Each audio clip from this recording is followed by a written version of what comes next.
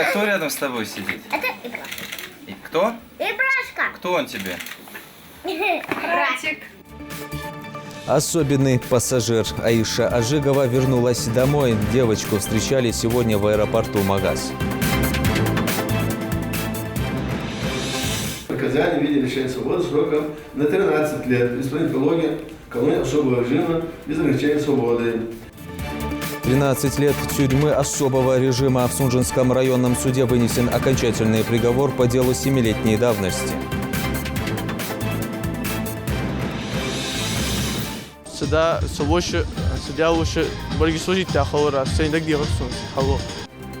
Долг Родине превыше всего. Осенний призыв завершился. Последняя группа новобранцев из Ингушетии отправилась служить в армию. Жители, как и в прошлом году, как и в нынешнем, сами изъявили желание, чтобы были благоустроены именно вот эти общественные территории. Место досуга, отдыха и развлечений. Сразу 2 сквера открыли сегодня в Назране. Подробности в выпуске. Поэт обращался к теме родной земли и родины. Например, произведение «Летняя ночь», «Осень» – это моя родина. Патриот, писатель, автор поэтических сборников. Творческий вечер, посвященный 110-летию Хамзата Асмиева, прошел в Национальной библиотеке в Сунже.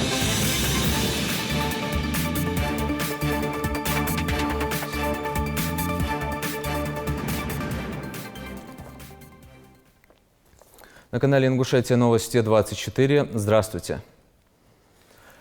Глава Ингушетии Махмуд Али Калиматов принял участие в заседании Госсовета в Москве. Встреча проходила под председательством президента Владимира Путина. Тема заседания – аграрная политика государства. На повестке дня вопросы эффективного сельхозпроизводства и развития сельских территорий. Подводя итоги уходящего года, Владимир Путин отметил, в 2019 году в стране собрали более 120 миллионов тонн зерна. Тем не менее, уровень жизни работников сельского хозяйства и развития сельских территорий в аграрном плане оставляет желать лучшего. Лидер государства призвал участников заседания всерьез рассмотреть этот вопрос. Агроэкспорт, причем включая не только сырье, но и продукцию высокого передела, по итогам года может превысить 24 миллиарда долларов. А к 2024 году, вы знаете, мы ставим перед собой задачу выйти на 45 миллиардов долларов. И это вполне реализуемая задача. При этом глубоко убежден, отрасль не сможет в дальнейшем также успешно развиваться, выходить на новые уровни, привлекать молодые и квалифицированные кадры, если мы не решим принципиальный вопрос. А это какой? Качество жизни населения. Наши сельские территории по-прежнему отстают от социальной обустроенности, бытовому комфорту, развитости инфраструктуры. И хочу еще раз повторить, этот разрыв особенно заметен на фоне впечатляющих успехов отечественного АПК. По оценкам, общий уровень обеспеченности сельской местности всеми видами благоустройства, а это в том числе водопровод, отопление, газ, системы ЖКХ, чуть больше 34%, тогда как в городах почти 80%. Хуже обстоит дело и с социальными, образовательными, медицинскими учреждениями, с дорожной сетью. Встретили с особым трепетом и радушием. Аиша Ажигова прилетела домой. 7-летнюю девочку после ампутации руки и курса реабилитации выписали из столичной больницы накануне. Несколько месяцев она проходила лечение в НИИ неотложной хирургии и травматологии в Москве. Вместе с мамой маленькую Аишу в аэропорту Магаз встречала и наша съемочная группа. Слово Рине Тичоевой.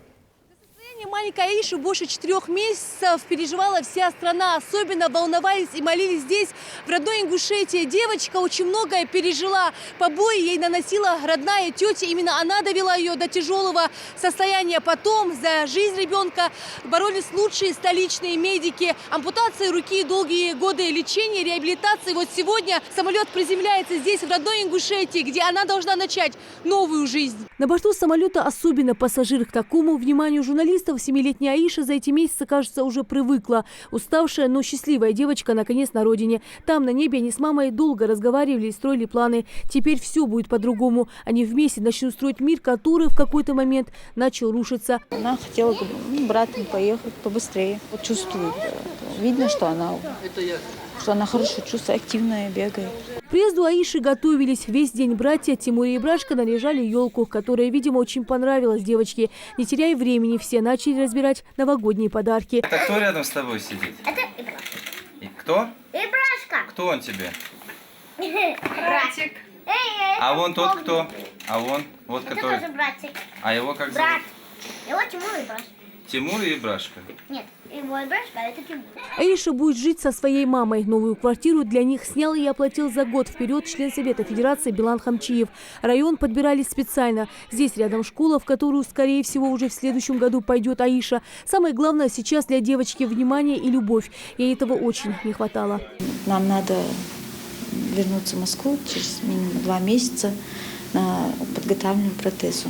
Это уже в дальнейшем лечение Аиши. Вспоминает тот дом, вот это все она вспоминает. Ну, я пытаюсь забыть, чтобы она все это забыла, чтобы не вспоминала об этом.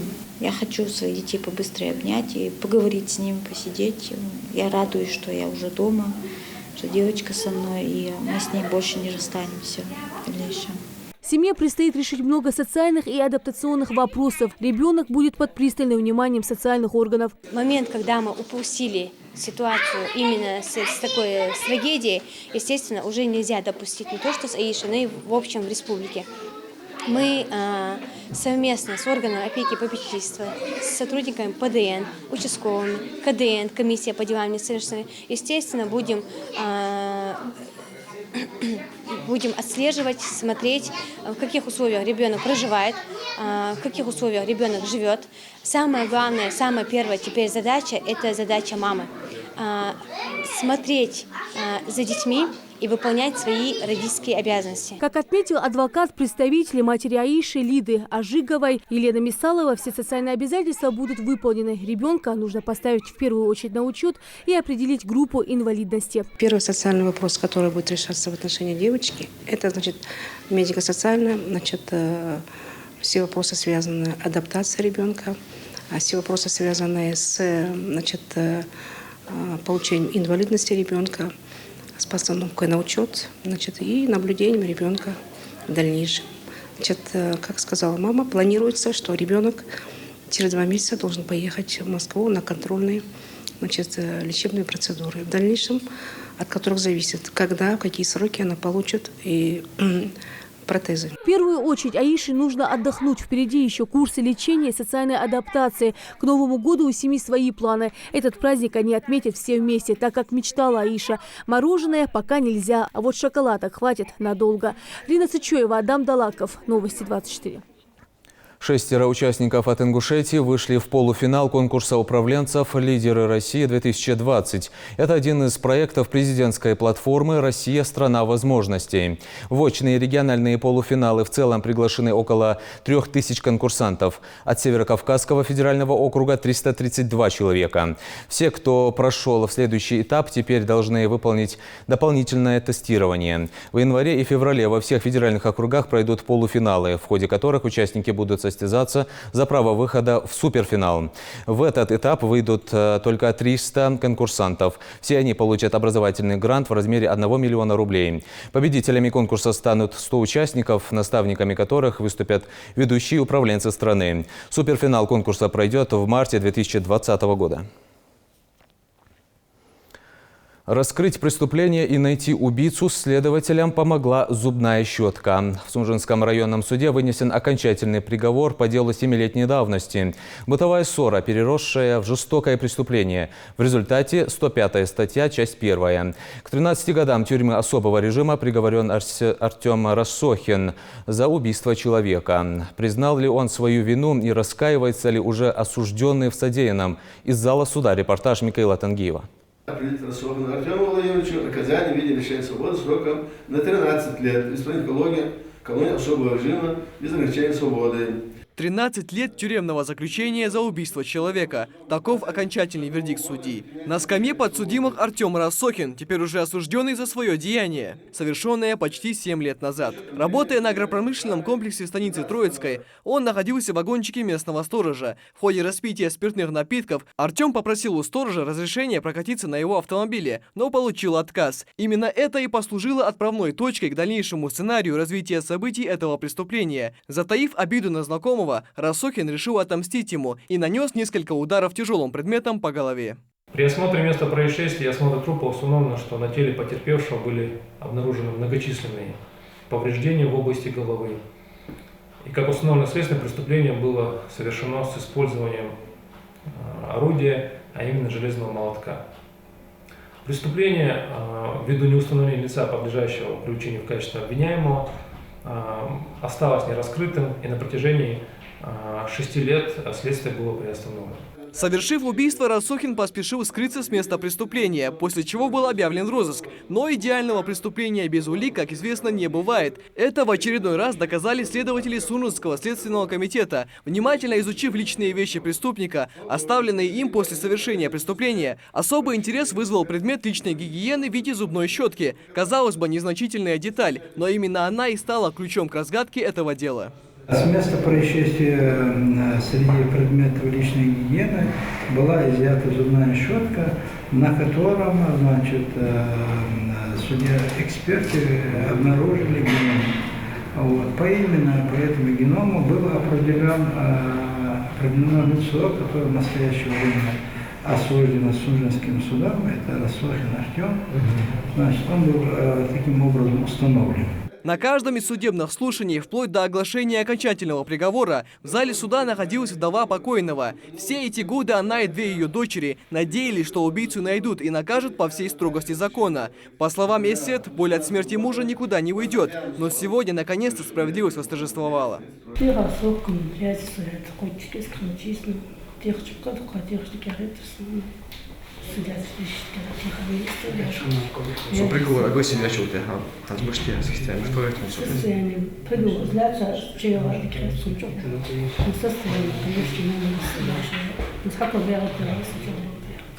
В истории особо тяжкого преступления, совершенного на почве бытовой ссоры, в 2013 году наконец поставлена точка. Помимо уже имеющегося срока, осужденный Рассохин получил еще 13 лет особого режима без права на ограничение свободы. Этот случай как доказательство того, что преступление не имеет срока давности. Михаил Тангиев, Джамалел Тамасханов, Новости 24.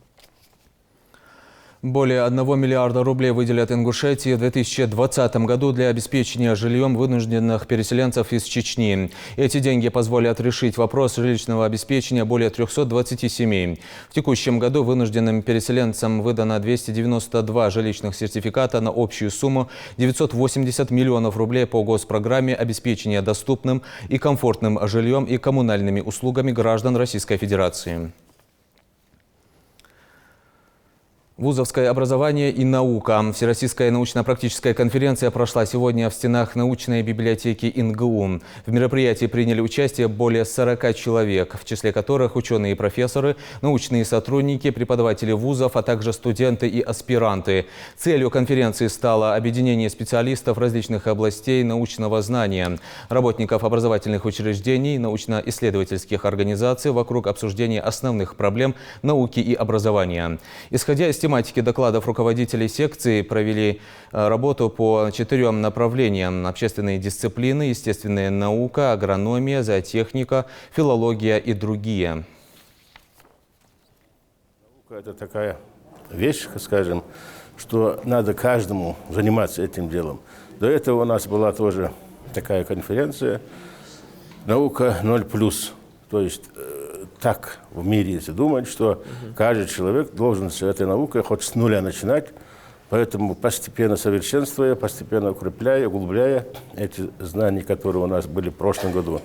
И сегодня мы делаем итог этого года.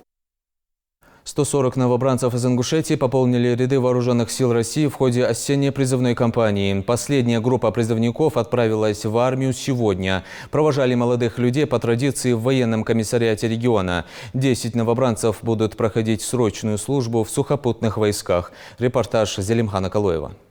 ноги вместе, руки по швам. Лучше я вас здесь скажу вам, чем потом кто-нибудь вам там уже будет замечание давать. Ждите, не злитесь. Разговор на равных. Военный комиссар Ингушетии перед отправкой уже традиционно дает напутствие призывникам. Сейчас они новобранцы. У вас все возможности есть там получить специальность. Республика Ингушетия нуждается в квалифицированных ребятах, вот такие, как вы.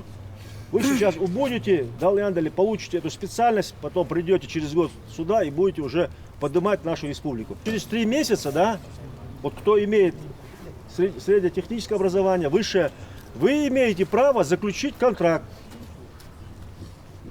в части той, где вы служите. То есть, помимо того, что вы служите, вы еще будете получать денежку. Призывникам, солдатам очень хорошие вот командиры там относятся как к своим младшим братьям, своим сыновьям. Вот. Будьте достойными сынами, достойными военнослужащими своей Родины. Мечтающим связать свою жизнь с военным делом и устроиться на работу в правоохранительные органы без военного билета никуда. Вот и Ахмед Евлоев сразу после университета сам решил пойти в армию с перспективой на будущее. Желание было давно еще. Во время учебы в университете было желание. Сейчас появилась возможность, тем более после окончания как раз была необходимость получения военного билета. Год службы призывников не пугает. Тем более в современной армии нет нарядов по кухне и уборке территории. Все это делают подрядные организации. Поэтому многие стереотипы отпадают сразу же. Воин осваивает только профессиональные дисциплины. Правда, ограничиваться таким коротким сроком некоторые ребята не намерены. Сюда лучше больше служить потому что военный интересует так сразу с контрактом. Все нововведения за последние несколько лет направлены на создание условий для продуктивной службы. В дневном расписании появились перерывы на отдых и свободное время, плюс дневной сон. В такую армию Айшат Муталиева отпускает своего сына со спокойной душой, хоть и будет безумно скучать.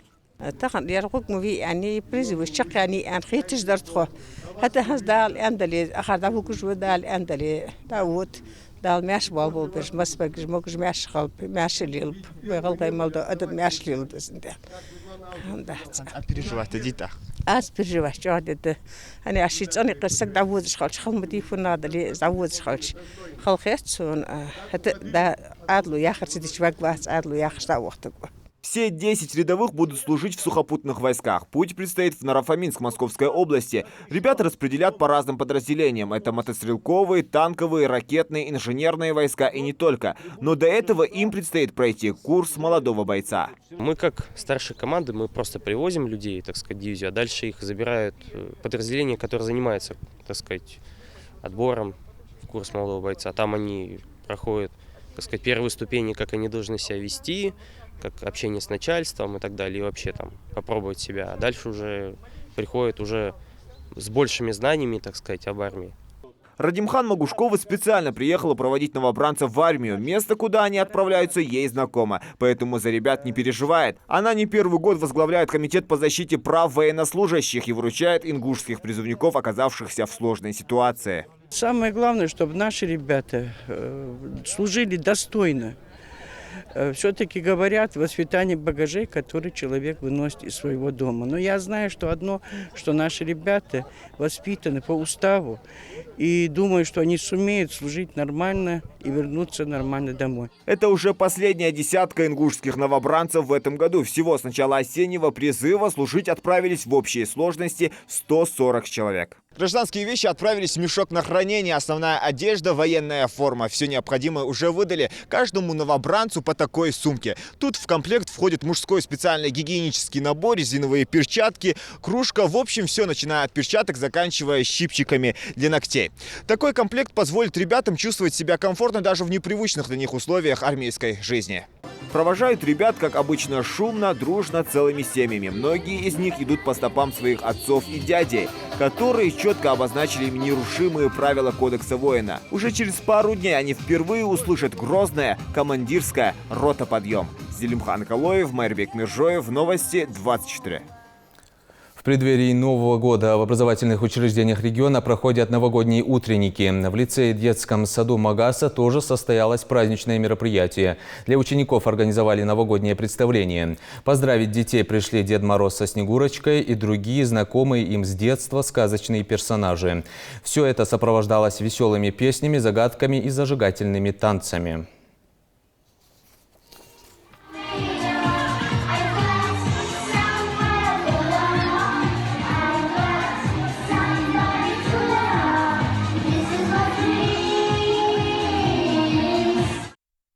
До самого волшебного праздника еще несколько дней. Сегодня в яркую сказку погрузились и воспитанники Центра непрерывного образования для детей с ограниченными возможностями здоровья в селе Нижние Очелуки. Детям показали красочную концертную программу, танцевальные и вокальные номера от артистов Сунжинского дома культуры. И, конечно, праздник навестили главные новогодние волшебники Дед Мороз и Снегурочка, заряжающие маленьких подопечных весельем и хорошим настроением.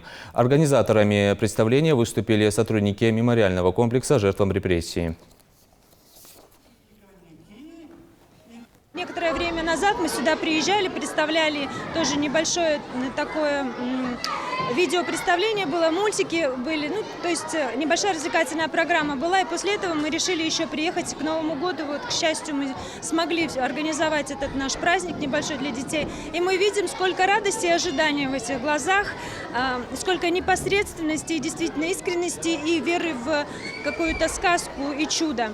Я надеюсь, что каждый из этих детей, кто присутствует на нашем мероприятии сегодняшнем праздничном, получат вот эту частичку ожидаемой сказки.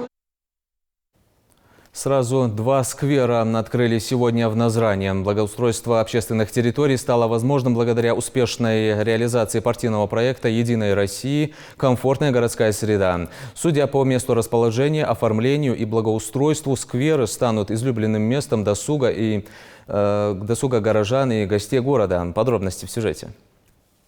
Эпицентром перемен стала улица Базоркина. Здесь расположены социально значимые объекты. Глава администрации города Назрань Урусхан Евлоев и министр строительства Микаил Балахоев прошлись для оценки проделанных работ. Я бы хотел сказать большое спасибо строителям, администрации города Назрань, всем тем, кто принимал участие в этом маленьком, но хорошем деле. И хотел бы сказать, новые возможности для развлечения и обычных прогулок появились для жителей этой округи. Чтобы развеяться, им не придется посещать скверы в других местах Назрановского района. Рядом с открытой аллеей расположена школа. После занятий учащиеся тоже могут здесь отдыхать и развлекаться. Диана Пугоева учится в 4 классе, и для встреч и досуга с друзьями им приходилось посещать Центральный парк, где нет детских площадок. Наконец-то асфальт здесь положили. Каждый раз, когда возвращаемся из школы, мы здесь с подругами гуляем, проводим свободное время.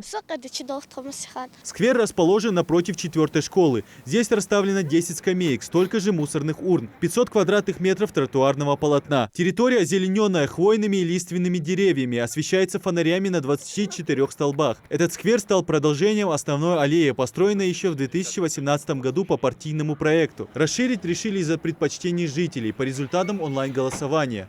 Непосредственно сами жители, как и в прошлом году, как и в нынешнем, сами изъявили желание, чтобы были благоустроены именно вот эти общественные территории. Здесь рядом находится школа. Ранее на территории, которая благоустроена в прошлом году, были гаражи. То есть ребята заходили, кто-то курил, кто-то как-то иным баловался. Поэтому, чтобы эта территория являлась не злачным местом, а местом притяжения для здоровой молодежи, для различных групп населения, кто хочет прогуляться, кто хочет на лавочке посидеть, молодые мамы с детьми. И хочется высказать благодарность и в первую очередь самим жителям, которые благодаря своей гражданской позиции освободили эти участки, гаражи для общественных нужд, для жителей непосредственно города Назрань. И теперь все это стало таким вот общим ансамблем. Вторым объектом стал сквер на улице Базоркина в районе пересечения с улицей Картоева. Здесь по периметру также уложили тротуарную плитку и поставили декоративные скамейки, сочетающиеся с урнами. Установили фонарные столбы. Теперь жители, увлекающиеся прогулкой по городу, могут передвигаться, не боясь запачкаться в грязи. А в жаркий знойный день деревья возле лавочек будут спасать их от солнца. Глава администрации города Назрань был доволен работой.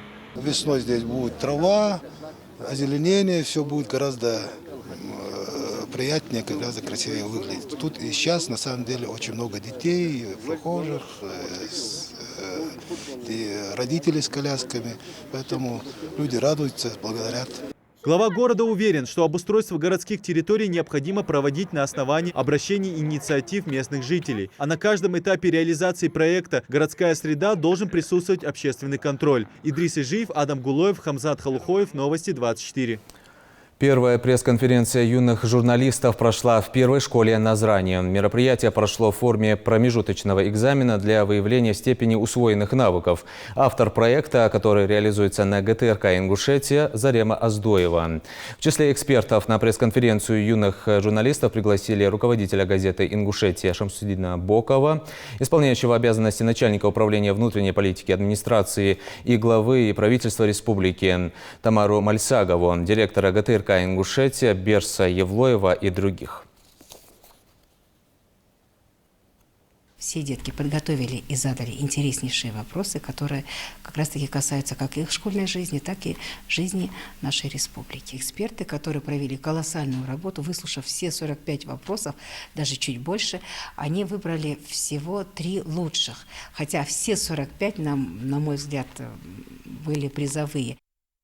В 2020 году плата за коммунальные услуги в Ингушетии вырастет на 5%. В среднем по стране этот показатель увеличится на 4%. Эта необходимость обусловлена инфляцией, и рост цен должен быть примерно в тех же пределах. Для каждого субъекта определяется свой индекс. Самая высокая планка установлена для Чечни – 6,5%. Также довольно высока она для других регионов Северного Кавказа. Кабардино-Балкария – 5,4%, Дагестан – 5,2%. Цены повысятся с 1 июля. В дальнейшем индексация тарифов будет происходить раз в год. Его биография – свидетельство достойной жизни. Патриот, писатель, автор поэтических и прозаических сборников и школьных учебников. Хамзат Асмиев прожил сложную, но насыщенную жизнь. Пережил тяготы депортации 1944 года. Творческий вечер, посвященный 110-летию Хамзата Асмиева, прошел в Национальной библиотеке в Сунже. В зале звучали как авторские стихи, так и написанные в его честь почитателями творчества поэта. Жалидат Халухоева расскажет подробнее.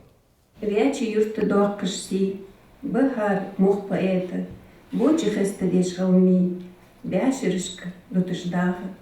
Слова, которые были написаны сердцем, они звучат человеку, чье имя, можно сказать, очерчено красным цветом истории ингушской литературы. Писатель, драматург, общественный деятель и педагог. Все это про Хамзата Сасиевича Асмиева.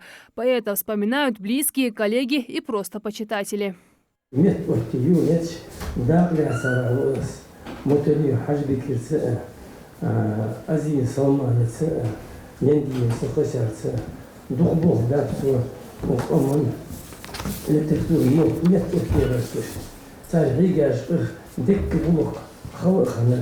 Хамзат Асмиев родился в 1909 году в трудовой крестьянской семье в селении Кантышево. Учиться он начал в религиозной школе на арабском языке. Продолжил образование в светской школе. Через 2 года одним из первых поступил на подготовительное отделение Ингушского педагогического техникума. Именно этой профессии, как рассказывает сын писателя Даут Асмиев, он и был предан до конца. Как в моей памяти он запомнился как педагог.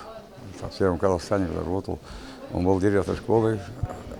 Ингуши тогда никого на работу не брали, но его сразу директор школы делали. Я участвовал, педагогом работал, ну и стаж у него большой педагогический. Где бы Асмиев не работал и не находился, он не расставался с писательской деятельностью, даже в ссылке. Когда в политической и общественной жизни страны наступила оттепель, ингушские литераторы получили возможность публиковаться. Асмиев с октября 1956 по май 1957 года работал литературным консультантом по ингушской литературе при Союзе писателей Казахстана. Писать он не перестал и по возвращению домой. Он работал специальным корреспондентом Северокавказского краевого бюро ТАСС и ответственным секретарем газеты «Сердало». Изучая его труды и труды о нем, мы наткнулись на много интересных фактов. Также познакомились с его сыном, который согласился рассказать нам о его жизни, о его творчестве, как он работал. И все это отражено и в письмах, которые писали ему, и он писал. Его также фотографии, семейные фотографии, которые также отражены на нашей выставке. Впрочем, литературное творчество Хамзата Асмиева началось еще в 1927 году, когда в рукописном журнале Ингушского педагогического техникума «Красные ростки», а потом и в газете «Сердало» стали появляться его рассказы и очерки «7 дней борьбы за власть советов» и «От тьмы к свету». Как и многие другие ингушские писатели второго поколения, в большинстве своих произведений Хамзат Асмиев затрагивал вопросы войны и мира, воспевал величие нашей необъятной Родины, боролся против ее врагов, ратовал за дружбу между народами. Часто поэт обращался к теме родной земли и Родины. Например, произведение «Летняя ночь», «Осень» – это моя Родина. Это незаурядное явление ингушской пейзажной лирики. Хамзат Асмиев – автор около 20 прозаических поэтических сборников. Все они до сих пор пользуются большой популярностью как в республике, так и за ее пределами. Об этом говорит и тот факт, что лучшие его произведения переводились на казахский, осетинский, финский, аварский, кабардинский, балкарский и другие языки. Довольно часто произведения поэта появлялись в таких журналах, как «Дружба народов», «Дон», «Огонек», «Нева», «Наш современник» и «Советский Казахстан». Подготовили выставку, посвященную его работам. Здесь и сборники стихотворений, произведения его, сборники его стихотворений, рассказы, его произведения, отраженные в антологиях и ингушских альманахах. Также, конечно, есть работы других ученых, посвященных именно творчеству Асмиева Хамзата. Труды Асмиева, написанные в разные годы наравне с другими выдающимися писателями, вошли в золотой фонд ингушской литературы. Сегодня их учат и школьники, и студенты. Аза Миржоева работает учителем ингушского языка и литературы в Карабулакской школе. Отмечает, как точно дети воспринимают стихи именно Асмиева. Произведение школьные уроки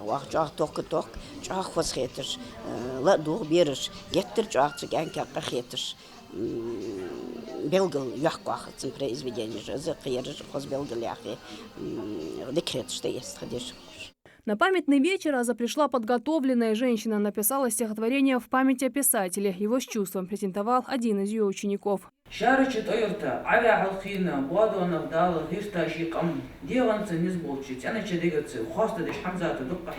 Стихотворение Хаюци Хамзат Асмиев Хамзат Яха Халона Жи Ракарк Пшия Бочулацу Бош произведение школ. Много сил Асмиев отдал и работе по сбору и публикации ингушского фольклора. Работал над переводом на ингушский язык произведений русских классиков. Его стихи стали народной лирикой и легли в основу известных нам всем песен, в том числе в исполнении творческого коллектива «Лам». Настолько близкое к менталитету, к душе, к мироощущению наших людей, наверное, нет ни у одного писателя. И поэтому такие бессмертные песни, и которые, собственно говоря, как Султан говорил, даже не зная автора, с рождения сопровождают каждого из нас. До самой своей кончины поэт находился в расцвете творческих сил. Много писал, издал 2 тома избранных произведений. Готовил к изданию свой новый поэтический сборник. Выступал с литературно-критическими статьями. Не оставлял он в стороне и свою журналистскую деятельность. Среди наград Хамзата Асмиева надо отметить медаль за доблестный труд в Великой Отечественной войне. Умер писатель 12 января 1981 года. Жарадат Хулхоева, Магомед Белакиев, Новости 24. Наш выпуск на этом завершен. Оставайтесь на канале Ингушетия.